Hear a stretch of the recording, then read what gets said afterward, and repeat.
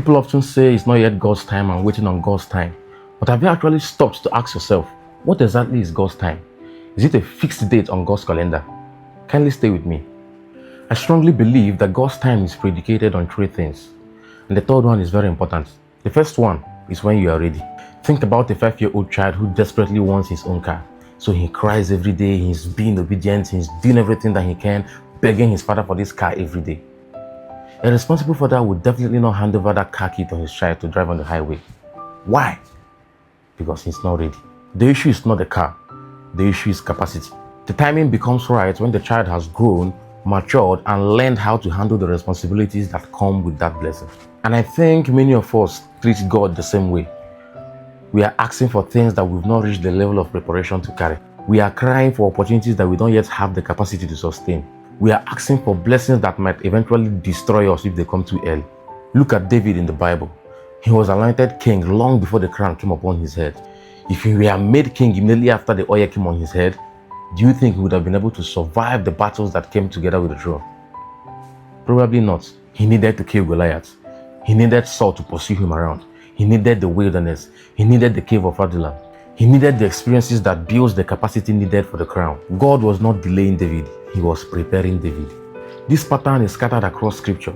The same thing happened to Joseph. He had a dream first before he had the palace. And between the dream and the palace, we are him being thrown into the pit, going into slavery, being falsely accused, going into prison. Why? Remember that the time that Joseph had that dream, he did not have a sharp interpretation. He didn't have that gift of interpretation the way he had it when he interpreted Pharaoh's dream. He needed to build capacity in interpreting dreams because that would help him later on in his life. You cannot be asking God for a managerial position when you cannot properly manage yourself. Why ask for a multi-million-dollar contract when you cannot even manage the little one you still have? You are not faithful in that little one that you've been given. God rewards faithfulness. If you study patterns in scripture, you would realize that the condition for promotion is faithfulness in what you are currently handling. Remember the parable of the talents. The master said, "Well done, good and faithful servants. You have been faithful in a few things. Now I will make you rule over many things." Faithfulness in the little. Could it be that the reason why your prayers has not been answered is not because God is saying no, but because you are still in grade 1 while asking for the benefits of grade 6? Could it be that you've been repeating class in the school of faithfulness? The second thing that determines God's timing is when God has prepared the way. Sometimes the problem is not that you are not ready. The problem is that certain things are not yet in place. Sometimes there are battles you cannot see. People God is positioning. Battles God is removing. Doors God is arranging and opening. Look at Jesus. After he was born, Joseph and Mary had to take him and flee to Egypt because Herod wanted to kill him. Years later, God told them to go back. Why? Because Herod was dead. Now think about that. Why didn't God just kill Herod the moment Jesus was born?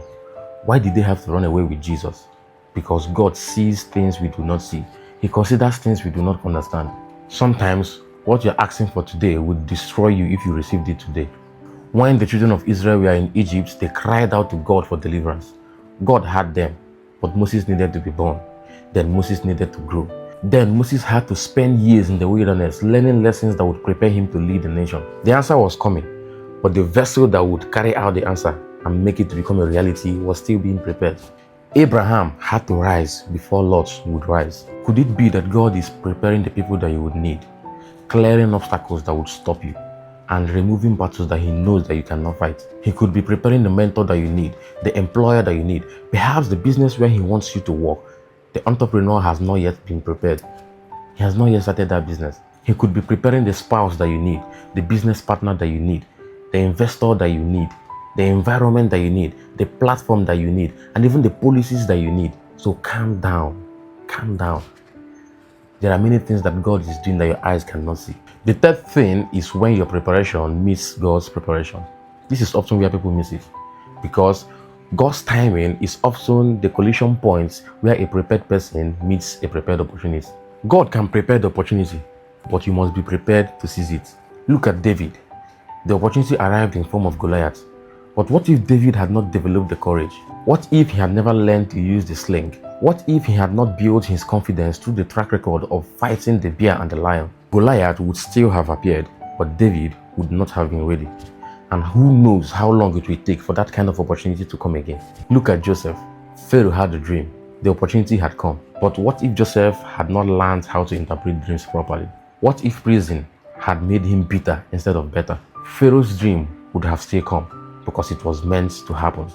But Joseph would have missed his moment. The opportunity is not enough, but your preparation is what makes you recognize it and seize it. Then let me add this. The fastest way to draw the timing closer is to align yourself with what God is doing in the season. Understand what God needs in the moment. Yes, that's the fastest way. Let's look at Hannah. Hannah had been going to Shiloh, praying and praying for God to give her a child. Perhaps her reason was, God, you can see how Penina is mocking me. You can see how miserable I am without a child, this and that. But then, what she needed to key into what God was doing was a change of mindset. At the moment, what God was looking for was a prophet. In Israel, God was looking for another prophet who would replace Eli, because the sons of Eli, Hophni and Phinehas, they were misbehaving, and God wanted to get rid of them. So God was looking for someone else who would rise as a prophet. Now, Hannah keyed into what God needed in that moment. What did she do? She changed her prayer point, and she said, God, if you would give me a son, I will give him back to you. That was just what God needed. Immediately, God answered her prayer.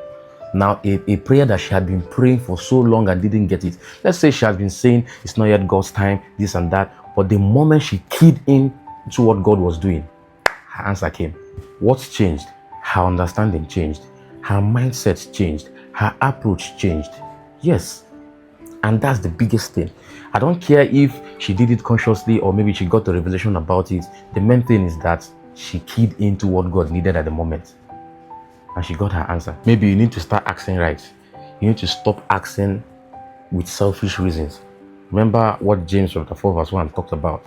It said that the reason why you do not even receive is because you are asking for selfish reasons. Nothing about God is inside your motive. That's not how it works. So from today, stop sitting down doing nothing and calling it waiting on God's time. And you'll be saying that it's God that's holding you, is delaying you, or whatsoever. Prepare, study, pray, build capacity, act in faith, behave like the miracle has happened, behave like what you're asking for. Sow into the life of others who already have what you're looking for. For without contradiction, the less is blessed of the greater. Hebrews 7:7. Yes, people usually have a grace that they can transfer to you, especially people who went through the same thing that you are going through now. Sow into their lives. They can bring you out too. If you are looking for a baby, take care of pregnant women. Sow into their lives. When people give birth, go and give them. Drop gifts. With your heart, joyfully do it. Take care of children and behave like someone who is looking for a child. And whenever you are looking for a certain result, surround yourself with people who already have that result. Let it start becoming familiar. Whatever level that you are praying for, learn everything that you need to become the kind of person that can handle what is involved in that level. And do everything that is required. Do it. Don't stop at just becoming. Do it. Develop mastery. Gain experience. Grow. Because one day you go better is not a strategy. And let me tell you something. Time changes nothing. It only reveals. Let me say it again. Time changes nothing. It only reveals. It will reveal your preparation. It will reveal the things you have been doing. It will reveal the knowledge you've been acquiring, the experiences you've been having. Time will tell if you have been preparing. Time will not change anything. It's going to only reveal if you are prepared for the opportunity that God is bringing your way. When the opportunity comes, time will not make you ready. It will only show if you are ready. The question is not whether God has a fixed time or not. The question is, when God's preparation is finally complete, will your preparation be complete too?